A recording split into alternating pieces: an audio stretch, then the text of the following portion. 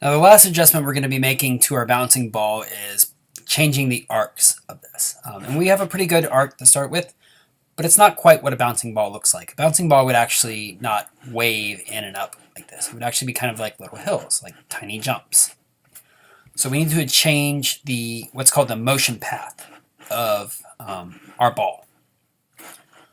So if you click on any one of these points, you should actually be able to see the handles that you can make adjustments with. And this will actually allow you to adjust the way the path is going to move, creating different arcs.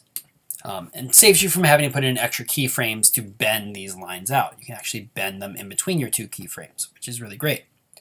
What we want is we want to have wider arcs at the top of all these, and we want to have no arcs at the bottom. So it's a very sharp bounce instead of scooping down.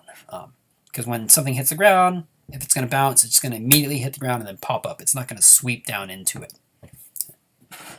So to help us with this, we're going to use the Convert Vertex tool, which hopefully everyone is familiar with already from working in Photoshop and Illustrator, because it's the same sort of tool you would use for that to make handles and to add and remove handles or even adjust handles in those programs. In After Effects, it's going to be grouped with your pen tool. So if you go up to your pen tool and click and hold on it, you'll get another menu and you can find your Convert Vertex tool in here. It looks like a little carrot. Kind of looks like it fits in with the pointer actually. So go ahead and select that. And what that'll allow you to do is you can click and drag on these points, and that'll allow you to pull handles out.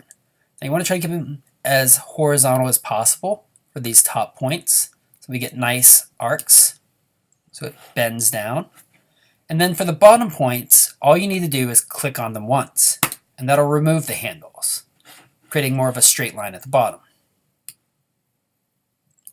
I would actually advise removing all the handles off the bottom first, and that way you can tell for sure what the arcs at the top are going to look like. So let me click and drag this out on each one of these.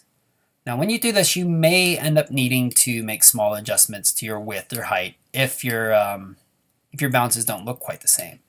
And like the width, height, speed, and squash and stretch, these arcs should get smaller with each one so that the hills look like they're smaller versions of the previous ones.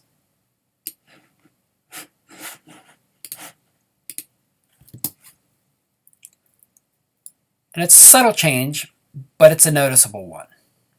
You know, it feels more like it's bouncing. It feels less like a waveform kind of movement.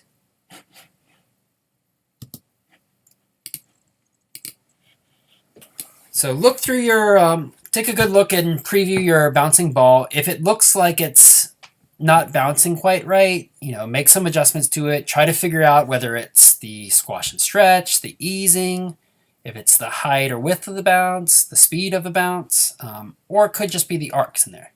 But try to get it looking as good as possible and really utilize the motion guides to kind of give you a visual on how the movement's going to look.